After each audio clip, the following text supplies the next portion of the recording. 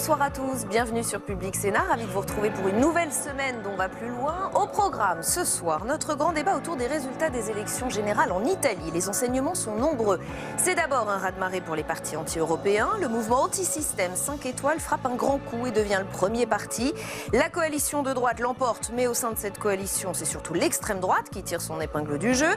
La gauche au pouvoir essuie un revers cuisant. Matteo Renzi annonce d'ailleurs ce soir qu'il abandonne la direction du Parti démocrate. Vous l'avez compris, c'est une grande période d'incertitude qui s'ouvre dans le pays.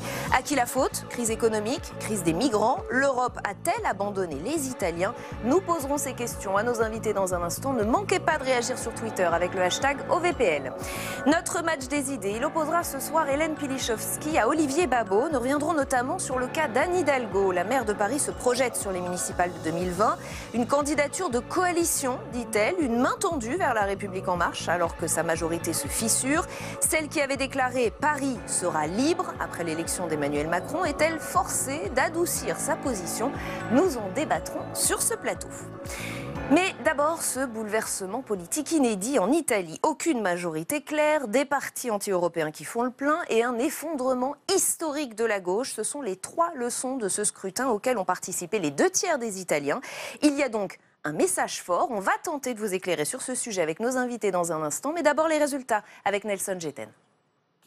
Après les élections d'hier, c'est le début d'une crise en Italie. Depuis ce matin, ce sont 2 leaders qui revendiquent le droit de former un gouvernement. D'un côté, Matteo Salvini, leader de la Ligue, le parti d'extrême droite proche de Marine Le Pen. La Ligue est depuis hier leader de la coalition formée avec Forza Italia, le parti de Silvio Berlusconi, et qui a obtenu 37% des voix. De l'autre côté, le mouvement eurosceptique et populiste 5 étoiles a obtenu 32% des voix, une consécration pour son jeune leader Luigi Di Maio. Le fait d'être représentatif de toute la nation italienne nous projette inévitablement à gouverner le pays. Nous ressentons la responsabilité de donner un gouvernement aux Italiens. Si les 2 coalitions ont déclaré exclure toute alliance, la victoire des partis populistes et eurosceptiques a fait réagir le président français cet après-midi. Dans le monde où nous vivons, on peut défendre des belles idées, mais on ne peut pas les défendre en faisant abstraction de la brutalité du contexte. Et l'Italie a aujourd'hui indéniablement souffert de la pression dans laquelle elle vit depuis des mois et le contexte de très forte pression migratoire. Nous devons aussi le garder en tête pour ce qui nous concerne. Côté déception, le parti de Silvio Berlusconi arrive derrière son allié, la Ligue, avec 14% des voix. Mais le grand perdant est sans doute l'ancien Premier ministre Matteo Renzi, dont le Parti démocrate n'est qu'à 19%. Avec nous, pour aller plus loin ce soir, Nicole Fontaine, bonsoir, ancienne présidente du Parlement européen et ancienne ministre. Marc Lazare, professeur d'histoire et de sociologie politique à Sciences Po, spécialiste de l'Italie. Et Guillaume Clossat, fondateur du think tank Europa Nova. Patrick Martin-Genier, spécialiste des questions européennes et internationales. Merci à tous les 4 d'être ici. On vient d'entendre Emmanuel Macron qui nous explique ce résultat par un contexte, je cite, de forte pression migratoire. En gros, il nous dit ce résultat, c'est la faute aux migrants, c'est le principal élément d'explication ce soir, Marc Lazare. C'est un des éléments d'explication qui a pris une importance décisive dans la campagne après la fusillade de Macerata. Au début, au mois de janvier, la première préoccupation des Italiens pour cette campagne électorale, c'est les questions de l'emploi. La seconde était la question des impôts. Et la troisième, celle des migrants. Et elle est devenue, cette question des migrants, la première préoccupation parce qu'un certain nombre de partis politiques l'ont transformée en une ressource politique fondamentale. Vous avez évoqué un fait divers, peut-être expliquez-nous. Pardon, Macerata, c'est cet incident, enfin plus que cet incident, cette fusillade dans la ville des Marches où un responsable de la Ligue du Nord a pris son fusil et a tiré sur des immigrés, plus sur le siège du Parti démocrate. Et puis il s'est fait arrêter volontairement, délibérément. Il s'est enroulé dans le drapeau tricolore italien et il a fait le salut fasciste. Et on a découvert chez lui de nombreux éléments de propagande fasciste et nazie. Et ce qui a été assez saisissant, c'est que toute une partie des Italiens ont soutenu cet homme-là. Plusieurs personnes ont même envoyé des messages, des mails, des SMS pour dire qu'ils étaient prêts à payer les honoraires de l'avocat. Évidemment, il y a eu une réaction hostile à cela, fasciste, courant antifasciste pour aller très vite. Mais du coup, c'est vrai que la question des migrants a pris une importance capitale et est une des raisons, pas la seule, du succès de la Ligue, plus que du mouvement 5 étoiles, qui a été relativement discret sur cette question. Nicole Fontaine, on entend beaucoup parler des Italiens qui auraient eu le sentiment d'avoir été abandonnés par l'Europe. Est-ce que c'est fondé ? Ça, je ne pense pas dire que c'est fondé. En revanche, dans le ressenti, certainement. D'autant plus que je me permettrai d'évoquer quand même la politique de rigueur qu'on leur a assénée pendant des mois et des mois et des mois. Et voilà que tout d'un coup, ils découvrent, après avoir été fustigés par certains responsables européens comme étant les mauvais élèves de l'Europe, et ils se retrouvent seuls à affronter ces milliers et ces milliers de migrants, et ils voient que l'Union européenne est impuissante. Alors là, ceci étant, je crois qu'il faut quand même nuancer les choses. Vous avez dit tout à l'heure le raz-de-marée des anti-européens. Je ne pense pas qu'on puisse aller jusque-là. Je crois qu'il y a eu vraiment des causes profondes, celles que vous avez fort bien évoquées. Et je pense aussi que finalement, regardez, prenez le mouvement 5 étoiles. Bon, on peut plaisanter, hein, mais il s'était fiancé il n'y a pas si longtemps avec Guy Verhofstadt. Le Parti libéral en Europe. Il a retiré de son programme un référendum sur la sortie de l'Italie de l'euro. Oui, non, mais la position du mouvement 5 étoiles s'est un petit peu adoucie ces dernières semaines. Oui, c'est ce que vous voulez nous dire. Et l'un des derniers interviews de Luigi Di Maio est très nettement pour un rapprochement, pour des alliances possibles. Voilà, des alliances possibles, parce qu'il a très bien compris, et ça vraiment je tiens à le dire pour l'avoir constaté à plusieurs reprises au sein du Parlement européen et dans toutes les visites que j'ai eu l'occasion de faire en Italie, l'Italie est européenne. Et le mouvement 5 étoiles a parfaitement compris qu'il ne se positionnerait pas positivement s'il allait contre l'Europe.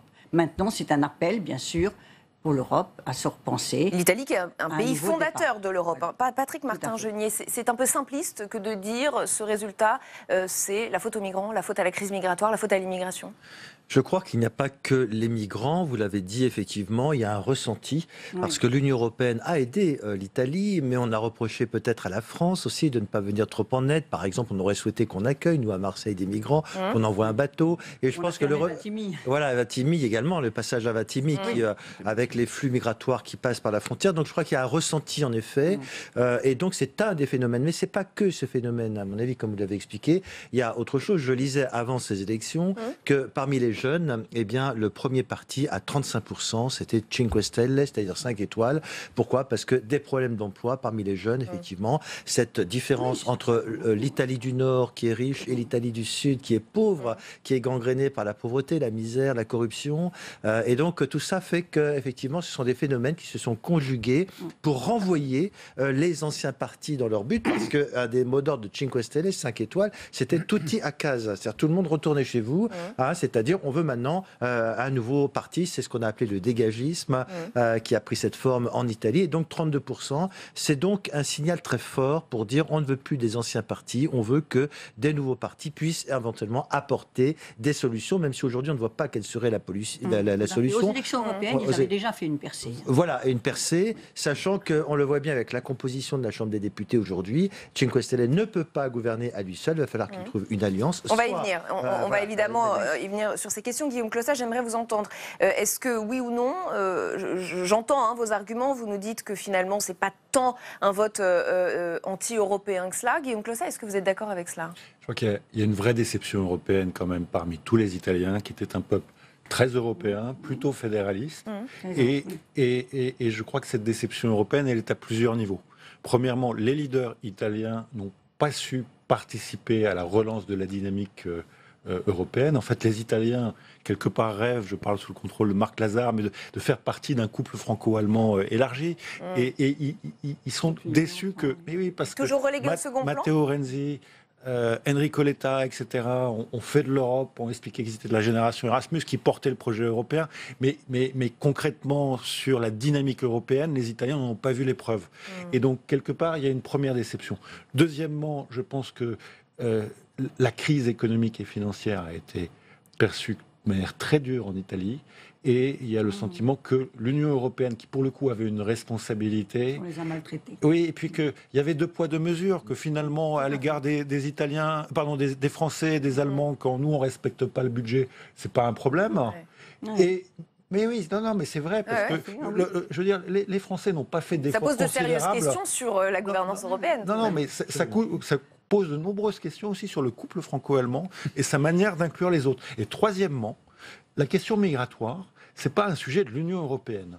C'est un sujet, si on écoute le langage nationaliste, de l'Europe des nations. En fait, c'est les Européens, c'est les États européens qui ont manqué de solidarité à l'égard de l'Italie. C'est pas l'Union parce que sa compétence n'est pas totale. Et je crois que il faut mettre à plat les responsabilités, c'est la responsabilité des États, c'est pas la responsabilité de l'Union. Il y a quelque chose à crever dans la dynamique franco-allemande qui n'inclut pas les Italiens et ils ont besoin un couple trop hégémonique. Et puis il y a un problème de l'establishment politique. Et ce problème de l'establishment politique, c'est que il l'a très bien compris et il a tiré le leader de 5 étoiles, il a tiré les enseignements de la campagne présidentielle française, justement en adoucissant sa position sur l'Europe. Il a tiré les enseignements que le Front National n'a pas tirés. C'est que les Italiens n'en peuvent plus de leurs dirigeants et ne se sentent pas représentés. Et ça s'inscrit, juste un dernier mot, ça s'inscrit dans une problématique beaucoup plus large de l'ensemble des démocraties qui ont le sentiment que les dirigeants, et c'est vrai aux États-Unis, ça a été vrai en France, et finalement Macron est le contre-exemple positif, c'est vrai en Allemagne, c'est vrai en Grèce, etc., que les dirigeants ne les représentent plus. Et il y a une réflexion philosophique de ce que doit être la démocratie au XXIe siècle qui doit être posée et qui ne l'a pas été. Je vais vous laisser réagir dans un instant. Je voudrais juste qu'on enchaîne avec cette réaction de Nathalie Loiseau, puisque ça va dans le sens de ce que dit Guillaume Clossat, ministre des Affaires européennes. Elle a donné son interprétation des résultats ce matin sur France Info. Elle n'y voit pas tellement de vote anti-européen, justement. Elle parle en effet d'une euro-déception et elle y voit le phénomène de dégagisme. Ça montre simplement que partout en Europe, les partis traditionnels sont fatigués. Il semblerait que la Ligue soit passée devant le parti de Silvio Berlusconi. Ce qui veut dire qu'aujourd'hui, Silvio Berlusconi n'attire pas comme dans le passé. Il est là depuis longtemps dans le paysage. Il y a un dégagisme, il y a une soif de renouvellement. On l'a vu partout. Nicole Fontaine, vous entendez cela? Vous êtes d'accord? Pas tout à fait d'accord. je pense que le succès de Matteo Renzi provenait du dégagisme. Là, oui, il y a eu un phénomène. À ce moment-là, on pouvait parler de dégagisme. Aujourd'hui, non. Aujourd'hui, non. Aujourd'hui, non, c'est plus profond. De toute évidence. Bon, ceci étant, pour dédramatiser un petit peu la situation telle qu'elle se trouve, je crois qu'il faut quand même rappeler que l'Italie a connu des périodes d'instabilité politique très longues et très fortes. Et qui ont été sauvées grâce à une personnalité que j'ai d'ailleurs bien connue au Parlement européen, Giorgio Napolitano, président de la République italienne, et qui, par un grand talent de négociation, d'habileté, etc., réussissait à ce qu'on puisse finalement former un gouvernement. Et là, on va voir ce qui va se passer. Parce que je pense, voyez-vous, si vous me permettez... Bien sûr, je vous en prie. Il y a vraiment, j'ai envie de le dire, parce qu'il ne faudrait pas que cette situation, qui est certes très sérieuse, tout à fait, mais occulte la très bonne nouvelle pour l'Europe, de ce qui s'est passé dimanche en Allemagne. Mais on va y venir, ce sera notre troisième partie. Oui, justement, on va continuer. Parce que c'est lié. Absolument. Pour moi, c'est très lié. Les deux hommes forts de l'Italie sont donc désormais Luigi Di Maio, leader du mouvement 5 étoiles, premier parti du pays à l'issue de cette élection, et Matteo Salvini, leader de la Ligue, parti d'extrême droite, avec pour slogan « Les Italiens d'abord », félicité d'ailleurs par Marine Le Pen sur Twitter hier. On va regarder son tweet. La progression spectaculaire et l'arrivée en tête de la coalition de la Ligue, emmenée par notre allié et ami Matteo Salvini, est une nouvelle étape du réveil des peuples. Chaleureuse félicitations. On l'a vu, Luigi Di Maio revendique le droit de former un gouvernement. Évidemment, Matteo Salvini revendique la même chose. J'ai pour habitude de tenir parole et de tenir mon engagement envers 60 millions d'Italiens. Cet engagement implique une coalition de centre-droit, une coalition avec laquelle nous avons le droit et le devoir de gouverner dans les années à venir. Alors Marc Lazare, question très simple. Quelle est la suite maintenant en Italie? Alors les procédures constitutionnelles sont les suivantes. Le 23 mars, les chambres vont se réunir et vont élire leur président. Et ça va être un signal politique très important puisqu'il n'y a pas de majorité. Il va falloir trouver une personnalité, aussi bien au Sénat qu'à la Chambre des députés qui puisse assumer ses fonctions. Donc là, on aura déjà un peu des indications sur le jeu parlementaire, parce que n'oublions pas que l'Italie est une démocratie parlementaire et que les gens peuvent être élus sur des listes, mais se comporter autrement au Parlement. Et ça, c'est une des grandes pratiques des parlements italiens. On est élu sur une liste et puis on évolue en fonction justement des majorités qui peuvent se dégager. Donc ça sera un signal important. Ensuite, après le 23 mars, ou 24 ou 25, ça peut prendre 3 jours. Il y a eu, dans le passé, vous évoquez des périodes d'incertitude, des moments où ça prenait 2-3 jours. Ah oui. Ensuite, ou même plus. Ou parfois plus. Mais enfin, en général, en 2013, où la situation était déjà très compliquée, entre parenthèses, le mouvement 5 étoiles était déjà le premier parti politique, on l'oublie trop. Il était déjà le premier parti politique. Il y avait 25,6% des intentions, des voix, contre 25,4% pour le Parti démocrate. Ça avait mis 3 jours. Ensuite, et ensuite seulement, le président de la République va procéder à ce qu'on appelle la lecture de ce qui se passe au Parlement, mais aussi en fonction des votes. Et là, il aura 2 choix. Ou bien demander à M. Luigi Di Maio, qui est le leader du premier parti, d'essayer de voir s'il peut composer un gouvernement, ou alors de reprendre ce que dit M. Salvini en disant finalement c'est la coalition de centre-droit qui a obtenu 37%, et donc de confier à une personnalité du centre-droit le soin d'essayer de voir s'il peut composer un gouvernement. Donc potentiellement Silvio Berlusconi ? Ah non, non, pas en tant que président du Conseil, mais pouvoir proposer des noms et avoir un poids dans le jeu politique ? Je vais peser mes mots, est mort politiquement dimanche. Oui, ça fait des années qu'on dit ça. Ah non, mais là, il est mort, madame. Oui. Avec 13% des voix, un parti qui avait, en 1980, depuis 1994, n'a jamais eu un résultat pareil, à 81 ans, 82 ans. Oui, bientôt. non, je ne dis pas. Mais, non, mais là franchement... En politique, c'est une chose très complexe. Oui, mais là quand même, je crois qu'il... Et rappelons-le pour les téléspectateurs, il est inéligible. De toute façon, il ne pouvait pas... Non, là, ce qu'a dit Salvini est tout à fait juste. L'accord de la coalition de centre-droit le disait. Le parti qui arrive en tête au sein de la coalition proposera un poste de Premier ministre au président de la République, ou plus exactement, sera en mesure de répondre à l'appel du président de la République. Et c'est là où il aura une responsabilité. Et c'est une lourde, donc normalement, d'après moi, ça devrait être M. Salvini. Et je termine juste avec un point, un point. Parce que Mme Fontaine a raison, les présidents de la République en Italie sont des hommes d'expérience. Vous avez connu Giorgio Napolitano, moi aussi. Mais M. Mattarella est un homme politique qui a une longue tradition du Parlement. Et donc, c'est lui qui va essayer de trouver une solution pour sortir l'Italie de cette situation qui semble inextricable. Je crois qu'il faut faire un effort. En France, nous sommes dans la Ve République. On oublie ce que c'est qu'une démocratie parlementaire et toute la finesse des jeux parlementaires, surtout pour un pays qui a lu et qui a eu Machiavel comme grande référence. Patrick Martin-Genier. Oui, écoutez, moi je regardais les chaînes de télévision italiennes hier soir, ils faisaient des pronostics. Aucun parti ne détient la majorité, que ce soit à la Chambre des députés ou au Sénat. Et même la coalition dite de centre-droit, qui est dominée par un parti d'extrême droite, tout de même la Ligue, n'aurait pas cette majorité à la Chambre des députés. Donc il y a 2 types de coalitions qui éventuellement pourraient être envisagées, mais qui me semblent complètement incohérentes. Mais comme vous le dites, on est au Parlement, on n'est plus devant les électeurs. C'est soit une coalition entre le 5 Stelle, les 5 étoiles et la Ligue de M. Salvini, qui paraît improbable. Ou une coalition. Voilà. Non, mais ça, c'est le premier type de coalition qui permettrait de dépasser le seuil de 316 députés, qui est la majorité à la Chambre des députés, ou alors une autre type de coalition qui serait le Parti démocrate de M. Renzi, qui a refusé avec 5 Stelle. Et Matteo Renzi, je le rappelle, vient de quitter la présidence. Donc aujourd'hui, on a un Parlement ingouvernable et la seule solution, mais qui me paraît hautement improbable, ce serait effectivement M. Salvini et M. Luigi Di Maio, tous deux étant candidats au poste de président du Conseil. On aurait pu imaginer une autre alternative, mais les 2 partis sont trop faibles. Oui. C'est une alternative entre Forza Italia et le Parti démocrate. Le problème, c'est qu'il aurait fallu qu'ils aient chacun 3-4 points de mais plus. Ça veut dire que l'Italie est non gouvernable aujourd'hui ? Moi, je parie qu'elle sera... L'hypothèse serait de laisser M. Paolo Gentiloni comme président du Conseil dans l'attente d'une solution transitoire. Mais ça, il sera... Paradoxalement, il va rester...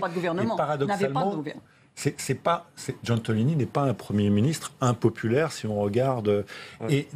est plutôt considéré comme compétent. Si on regarde juste le problème de cette affaire, c'est que les Italiens ne souhaitaient pas cette élection. Cette élection, elle a été faite pour Matteo Renzi, pour qu'il reprenne le pouvoir.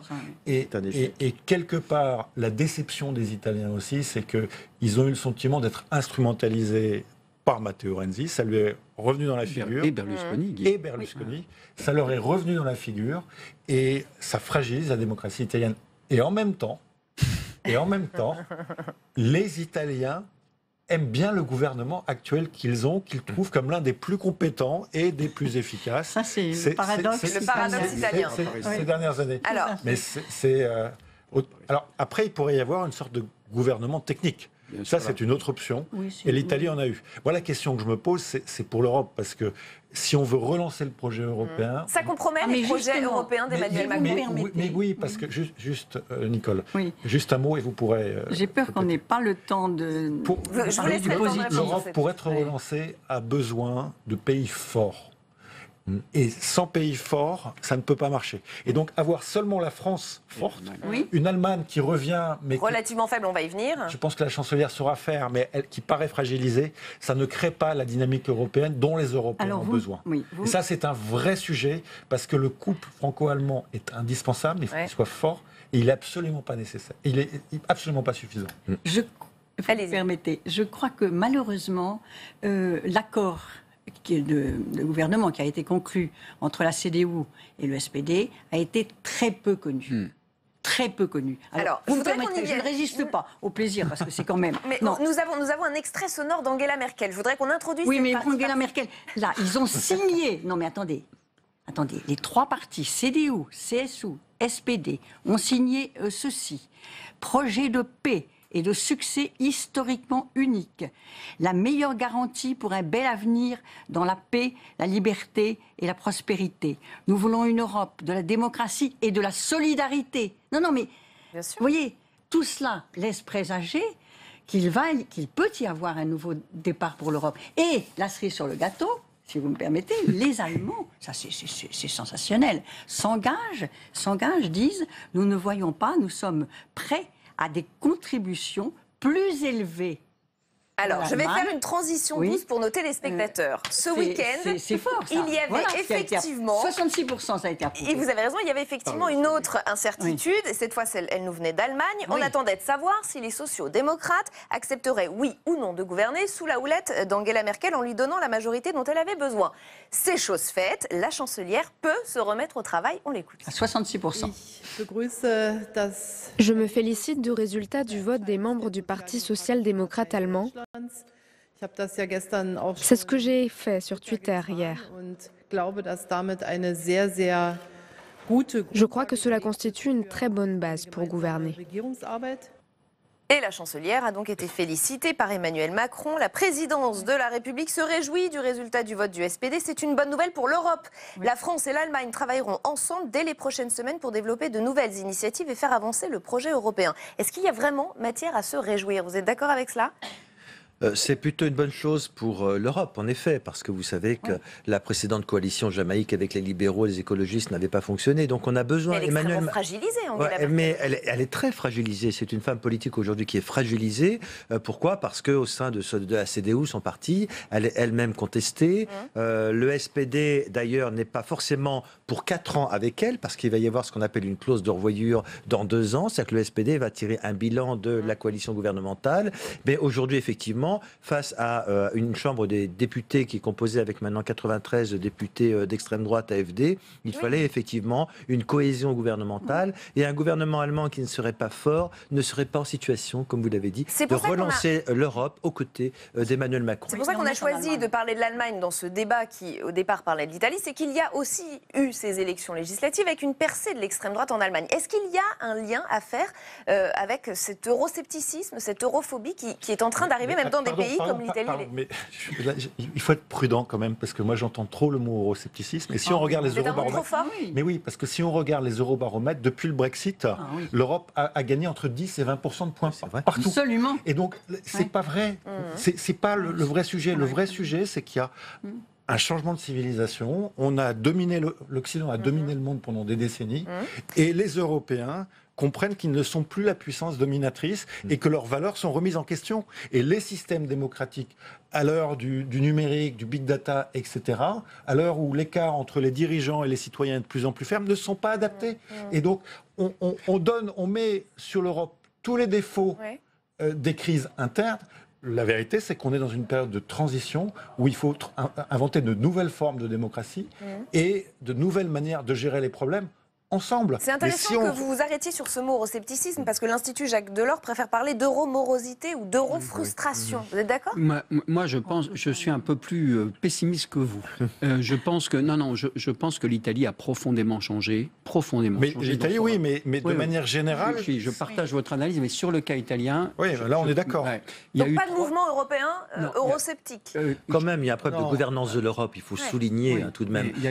L'Europe, excusez-moi de vous interrompre, mais il y a un problème de gouvernance de l'Europe. Ça fait plusieurs années que les peuples disent qu'il y a un problème de gouvernance, de démocratie européenne, et je crois qu'on n'a pas suffisamment insisté sur ce point, même si, et c'est le paradoxe, en réalité, les peuples restent en faveur de la construction européenne. C'est une certaine forme d'Europe qui est rejetée, mais ce n'est pas la construction générale. Aussi, par peur d'en sortir. Tout à fait. Mais si on envoie des signes très forts, vous pensez que ça ne peut pas permettre une évolution positive? Je vais vous dire comment moi... Si, je pense, absolument. Et tout ce que vous dites, je le partage. Mais il y a eu 3 décrochages en Italie. Vous avez rappelé ce pays très europhile. Effectivement, dans les années 70-80, c'était le pays le plus europhile. Il y a eu 3 décrochages. Le premier, c'est les années 90. Ça a été rappelé. C'est-à-dire les critères de Maastricht. Pourquoi? Parce que tout le développement de l'Italie s'était fait sur la base de creuser le déficit et la dette publique pour des politiques clientélaires. Il n'y avait pas d'autre mot. Et par conséquent, cette première vague, à partir des années 90, à partir des critères de Maastricht, la nécessité de les respecter, l'assainissement des comptes publics, a provoqué un premier décrochage. Le deuxième grand décrochage, c'est à partir de 2007-2008. 2007-2008, c'est la crise économique et financière et c'est les politiques auxquelles vous faisiez allusion d'austérité. 4 années de récession en Italie. Le pays a connu une régression économique considérable. On aurait imposé ça aux Français, ça aurait été là. Ouais. Et troisième chose, c'est les migrants. Et alors du coup, c'est difficile à définir effectivement. Mais effectivement, on a le pays dans la zone euro le moins attaché à l'euro, le moins attaché. Et c'est le pays aujourd'hui qui s'interroge sur l'Europe. Et effectivement, c'est une transformation historique de l'Italie. Il reste un pays, bien sûr, qui se vit, y compris du fait de son histoire, y compris du fait de sa civilisation. C'est quand même un des pays qui a fondé notre civilisation européenne. Le latin, le pays du patrimoine culturel. Mais il y a une fissure. Mais il y a une grosse fissure. Et si elle n'est pas colmatée à la fois par l'Europe et par les responsables politiques, mais c'est ça, moi, qui m'inquiète. C'est pour ça que je suis un tout petit peu en désaccord. Il y aurait eu un résultat négatif dimanche en Allemagne, ça aurait été très mais je pense qu'il y a quand même une urgence. Pour conclure, Guillaume Clossard. Oui, mais il y a une urgence, parce qu'il y a des élections européennes dans un an. Oui, il y a une urgence. Et je pense qu'il y a 2 choses à faire. C'est que d'un côté, on sait ce qu'on peut faire en termes de nouvelles mesures au niveau européen, une feuille de route qui puisse impacter la vie des Européens. Et ça, je pense qu'il faut, au prochain Conseil européen, se mettre d'accord sur cette feuille de route pour montrer que l'Europe peut être impactante. Les gens ont travaillé depuis le Brexit sur ce qu'on pouvait faire, on sait ce qu'on doit faire, il ne faut plus attendre. Et on est obligé de s'arrêter là. Je suis navrée.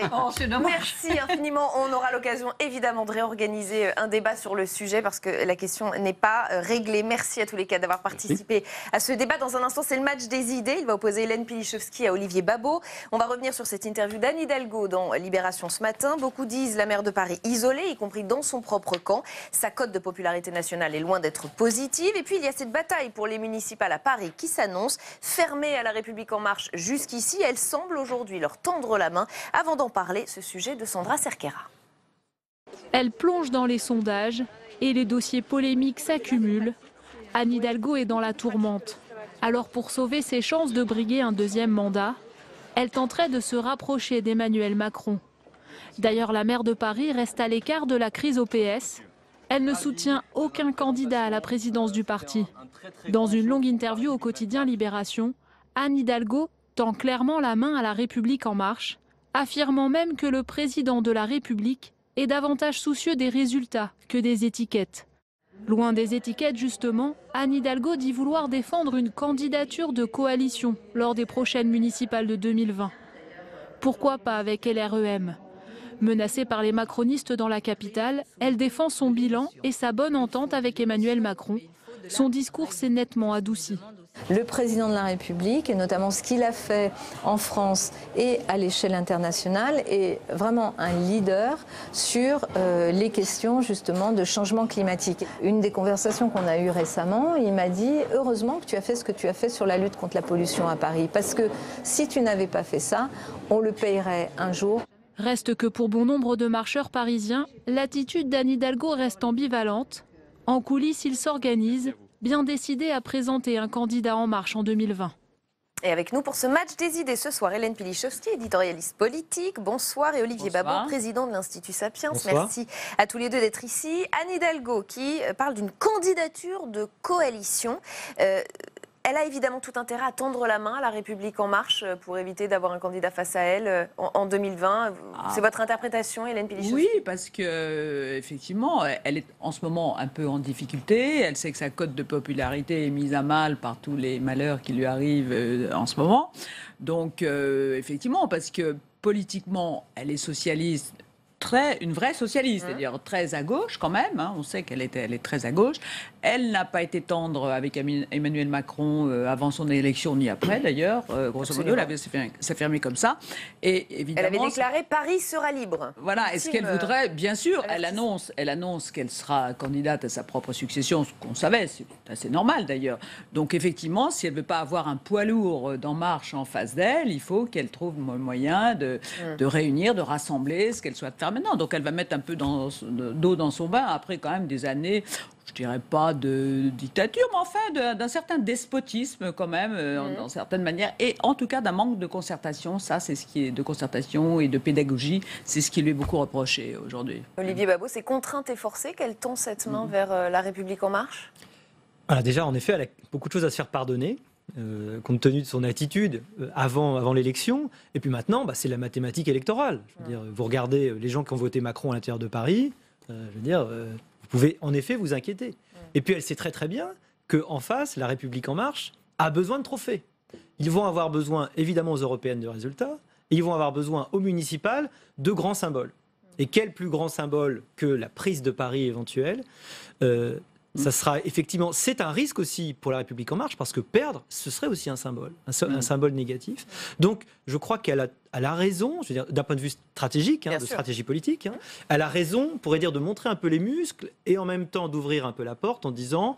Nous sommes amis, on n'est peut-être pas obligé de se battre, on peut peut-être arriver à trouver un terrain d'entente où tout le monde est gagnant. Je crois que c'est un peu le sens de son interview dans Libé aujourd'hui. Oui, non, mais ça c'est sa démarche, mais c'est quand même un peu téléphoné, parce que jusqu'à présent elle n'a vraiment pas été tendre avec le président de la République. Elle a trouvé qu'il se gouvernait de manière un peu trop jupitérienne. Elle a fait plusieurs fois des réflexions qui étaient quand même un petit peu osées quand on connaît Emmanuel Macron. Donc, oui, c'est vrai, est-ce que c'est pas une stratégie un petit peu grossière? Voilà, c'est un peu énorme de dire d'un coup je suis menacée. Vous savez ce que Jacques Chirac disait, plus c'est gros, plus ça passe. Oui, la politique, ça n'a pas toujours besoin d'être subtil. C'est un peu au secours, c'est dans 2 ans, il est temps que je me remue un peu, il est temps que je caresse La République En Marche dans le bon sens, parce que sinon il pourrait m'arriver des malheurs. C'est un peu ça. Donc je trouve ça presque un peu lourd. Voilà, presque un peu lourd. Alors, toujours dans Libération, lorsqu'on lui parle des reproches qui lui sont faits, vous parliez de despotisme, on lui a parlé de rigidité, d'autoritarisme. Elle répond que c'est le sort de toutes les femmes en politique. Et voilà ce qu'elle dit. Il y a quand même une représentation extrêmement sexuée, parfois même machiste, de la femme au pouvoir. Est-ce que vous trouvez l'argument solide ou un petit peu facile ? Alors moi, je le trouve très facile et très déplaisant, qui plus est d'ailleurs. Parce que, mais comme si les hommes au pouvoir n'étaient pas attaqués. Imaginez-vous Nicolas Sarkozy, qui n'était pas particulièrement efféminé, quand même, personne ne lui a fait le cadeau et de cadeaux. Oui, mais ce qu'elle répond, c'est quand on dit que les hommes sont autoritaires, c'est plutôt une qualité et pas pour une femme. Oui, peut-être, parce qu'il y a une manière de se comporter qui sonne un peu faux parfois, c'est vrai. Quand les femmes donnent de la voix, quand les femmes semblent passer outre tout sentiment, toute empathie avec les autres, ce qui parfois a pu être son cas, c'est plus choquant de la part d'une femme que d'un homme, c'est vrai. Mais il ne faut pas dire qu'elles sont plus attaquées quand elles sont au pouvoir que les autres. Non, moi, je ne suis pas d'accord avec ça. C'est pas Olivier Babot, un argument qui ne tient pas ? Alors c'est toujours difficile pour un homme de parler de ses problèmes. Mais non, allez-y, je vous en prie. Non, parce que si je dis une phrase à côté, tout de suite c'est le tribunal révolutionnaire et ma tête le roule. Donc c'est un argument qui est souvent utilisé par les femmes, qui a été utilisé notamment par Ségolène Royal, et je crois que c'était non fondé dans le cas de Ségolène Royal. Dans le cas d'Anne Hidalgo, ça l'est peut-être, mais de façon générale, je pense qu'on ne peut pas à la fois dire les hommes, c'est tout à fait nécessaire, sont les égaux des femmes, évidemment et réciproquement, et en permanence excipés du fait qu'on est une femme pour se justifier et pour se protéger des attaques. Un homme politique, je veux dire, il passe son temps, c'est peut-être même le côté plus difficile de ce métier très étrange, il passe son temps à être haï, à être conspué. Et on ne peut pas en permanence dire, non mais si vous ne m'aimez pas, c'est parce que je suis une femme. Exactement. Non, il y a un moment donné, il faut qu'on mette ce problème de côté. Il ne s'agit pas de sexe, de genre, hein. Il s'agit de compétences, il s'agit d'action. On ne critique pas quelqu'un parce que c'est une femme ou parce que c'est un homme, on le critique en tant qu'homme politique. Et c'est la règle du jeu démocratique. Non, mais il se peut parfois qu'il y ait des attitudes masculines qui soient très désagréables. Si vous voulez, Cécile Duflot, par exemple, quand elle a été nommée au gouvernement, dans ses débuts de ministre de l'écologie, quand elle venait dans l'hémicycle, on moquait sa... Elle était nue en jean une fois, puis après elle avait mis une robe, on moquait sa robe. Tout ça, c'est un peu... le sexisme en politique est dépassé. Non, mais il y a eu un vrai machisme. Il y a un machisme qui peut s'exprimer. Édith Cresson, dans son discours de politique générale, quand elle a été nommée Premier ministre, il y a eu des cris et des hurlements de la droite dans l'hémicycle qui étaient tout à fait honteux. Ça, moi, je suis d'accord avec ça. Mais il ne faut quand même pas oublier que quand on est une femme comme Anne Hidalgo et qu'on profite de son statut de femme pour se faire, on peut dire, propulser quand même première adjointe juste après l'élection de... Pour vous, c'est cela? C'est parce qu'elle était femme qu'elle a été propulsée? Oui, c'était bien pour Bertrand Delanoë, si vous voulez, de dire, regardez, moi je suis un homme qui sait promouvoir la femme. Je pense qu'il le faisait assez sincèrement, mais c'était bien pour lui aussi, c'était bien aussi pour lui de le faire. C'est un peu dur pour Anne Hidalgo, ce que vous dites. Non, mais c'est quelqu'un de... Attention. Ce que vous dites est tout à fait vrai, mais vous voyez, c'est le problème de l'affirmative action de façon générale. C'est qu'on a toujours le soupçon que quelqu'un est arrivé là parce que justement il avait la qualité qu'on voulait en termes de diversité. Et c'est terrible pour quelqu'un de ne pas être reconnu à la mesure de ses compétences, parce que peut-être qu'elle en a... Mais attention, j'ai parlé quand elle a été nommée, quand elle est arrivée comme première adjointe, que personne ne la connaissait de nulle part, ce qui est un très gros poste, première adjointe, avec l'appui de François Hollande à l'époque, qui était premier secrétaire du Parti Socialiste. Pour ce qui concerne la conquête de la mairie de Paris, elle a mené une campagne extraordinaire, avec une ténacité incroyable. Elle a fait un travail énorme, il ne faut pas lui enlever ça. Mais là, ce que je veux dire, c'est que le fait d'être une femme ne l'a pas gênée, au contraire. Le fait d'avoir à Paris une maire plutôt qu'un maire, c'était quelque chose qui était extrêmement valorisant, si vous voulez, pour la ville. C'était au contraire. Donc elle n'a pas eu de bâton dans les roues à ce moment-là. Ce qui nous amène au deuxième thème de ce match des idées, c'est cette campagne contre le harcèlement sexuel dans les transports en commun lancée aujourd'hui même par Valérie Pécresse. On va regarder ensemble les affiches que vous allez commencer à voir, en tout cas dans les rues de Paris. Ne minimisons jamais le harcèlement sexuel, victime ou témoin, donnez l'alerte. Et on voit des harceleurs, vous le voyez, représentés par des animaux très menaçants. Ici, le loup, mais il y a aussi la version avec l'ours, très menaçant lui aussi, et le requin. Notre journaliste Clément Perrault a pu interroger sur ce sujet ce matin Valérie Pécresse. Écoutez.